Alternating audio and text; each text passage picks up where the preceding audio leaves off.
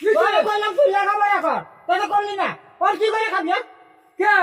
লাগো করে দেখিছে দোকানে থাকে থাকুম মেশে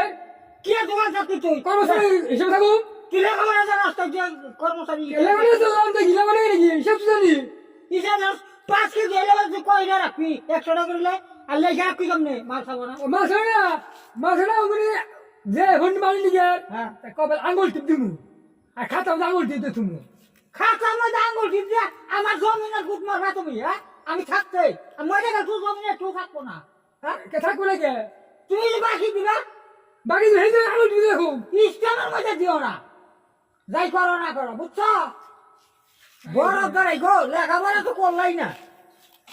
লেখা সারা বেশি করে দেখায়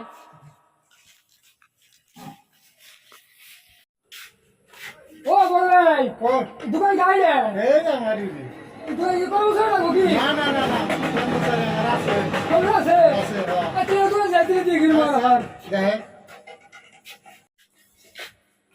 ও ভাই না হ্যাঁ, কি? দোকান গাইলে তা আমি তো তো ওই করি আপনি কি ওর দোকানে আল্লাহর আমি হেলু চলে আসলে দোকান কি কর্মচারী লাগো না কর্মচারী তো লাগবই কেরা থাক থাক আমি দেখো ও লেখাপড়া জানে লেখাপড়ি মধ্যে স্কুলের পাইতেও যাইনি আমি ও, তাহলে তো সমস্যা এই যে মাল সামান আনলে রান্না গুয়া পরে বাকি বুকি গেলে এটা লেখবার কেবে ও মাছ না গাড়ু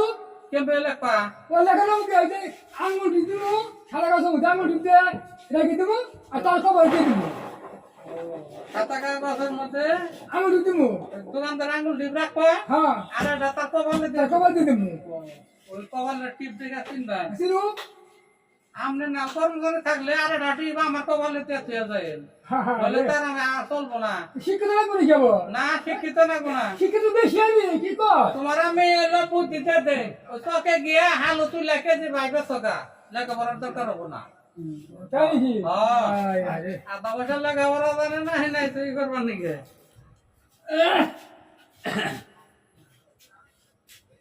কি সমস্ত মানুষ আহে ভালো ছোট পোলা হানুলে লেখাপড়া মোটামুটি জানি